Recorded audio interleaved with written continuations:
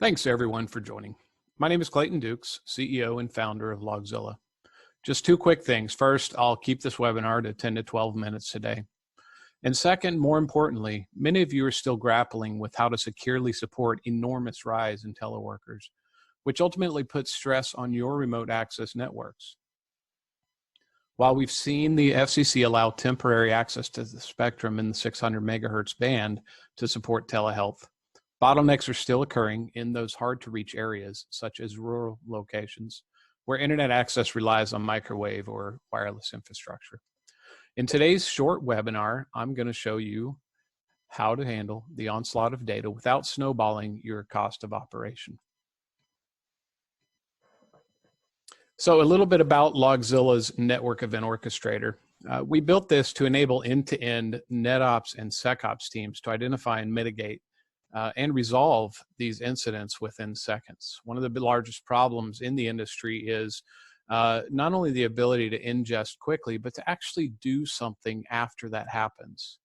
And our goal from the onset was to enable teams to get from the normal here it's broken, go fix it, 300 emails a day, to some better messaging, something like Slack or any messaging platform that says, hey, it was broken, it's fixed, I'm telling you how it was repaired.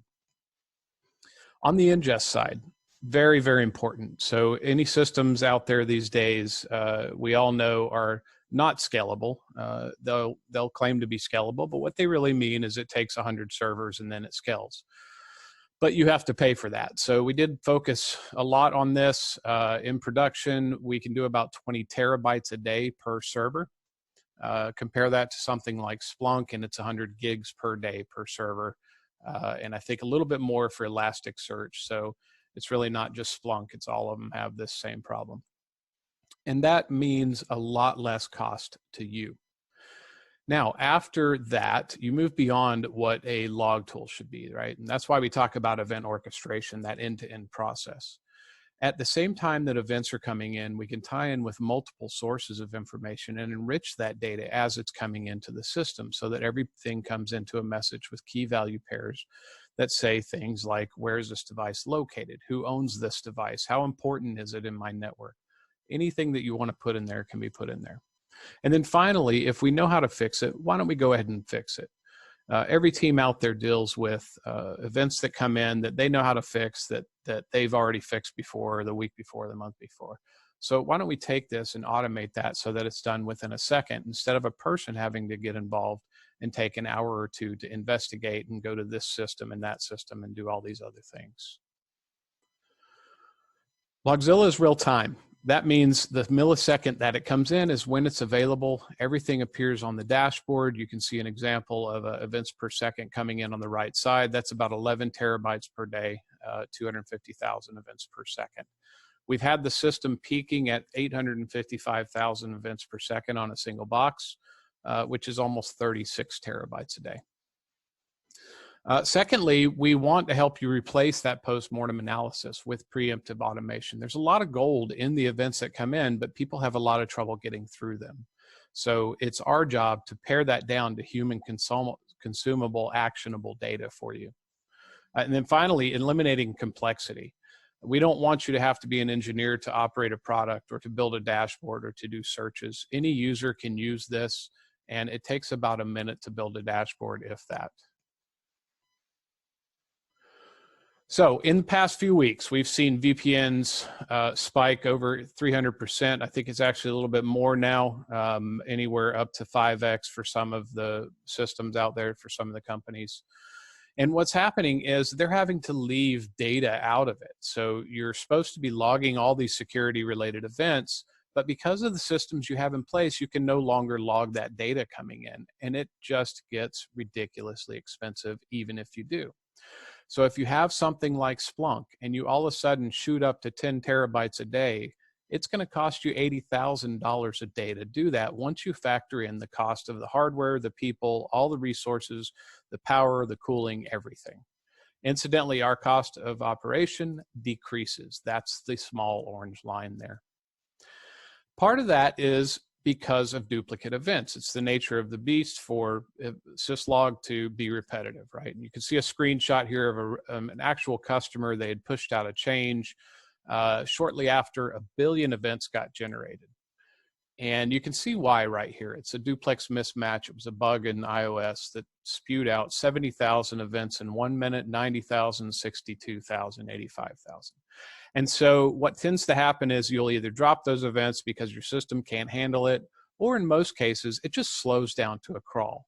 And in security, that's when you need it the most.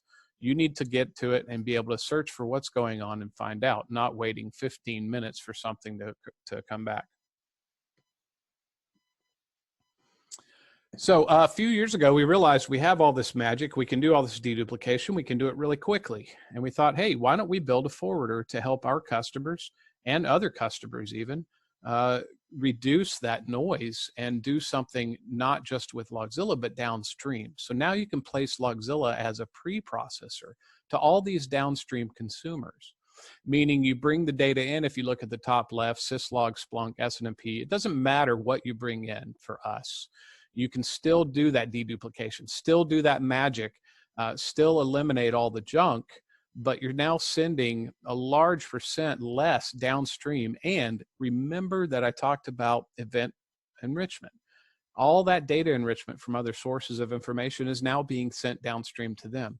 The end result is they become a lot less expensive to operate, a lot less hardware cost. They get faster, better, and smarter because of it.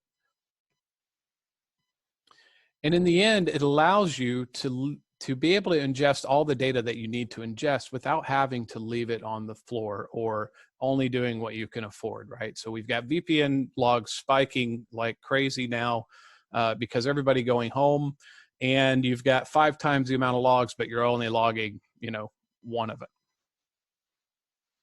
If we break that cost down for Splunk at 10 terabytes a day over 3 years, it's $30 million, 254 servers to run that infrastructure, but an operating cost of $109 million. And here's why. Once you add the cost of hardware, the maintenance, how many servers can you fit in a rack? Now you've got top of rack switches with multiple racks. Now you have network engineers involved that you have to pay. Now you have to power it, you have to cool it. But look what happens with LogZilla when you put it in front of Splunk. You go from 254 servers down to 59, an estimated 3-year savings of $84 million. Splunk's list price at 10 terabytes a day is $531 a gig. That translates roughly to almost $11,000 per gig when everything is factored in. Incidentally, our cost of deployment with hardware, with software, with support, everything is less than the power it took to run that Splunk infrastructure. And I think that brings us close to the 10-minute mark. So we'll call it a wrap. Thank you very much, everyone.